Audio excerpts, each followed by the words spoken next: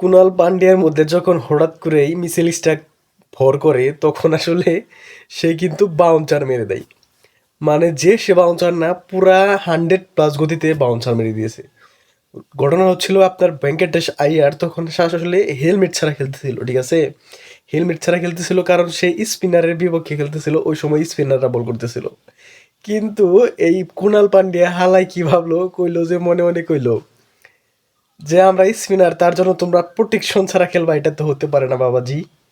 তো শালার ও শালাই করছে নাকি, ধাম করে একটা বাউন্সার মেরে দিয়েছে রীতিমতো ভেঙ্কটেশের আইয়ারের চোখ কপালে উঠে গেছে।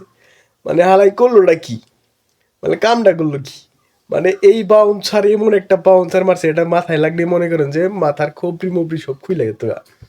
মানে তৎক্ষণাৎ কিন্তু তারপরেই কিন্তু আবার কিন্তু এই সে ভেঙ্কটেশ আইয়ার কিন্তু হেলমেটটি এ পাঠিয়ে দেয় তার জন্য। কিন্তু তাতে কোনো লাভ হয় নাই। তার পরের বলেই কিন্তু ভেঙ্কটেশ আইয়ার ভোল্ট হয়ে যায়। মানে কুণাল পান্ডিয়ার বাউন্সারটা আসলে কিন্তু কাজ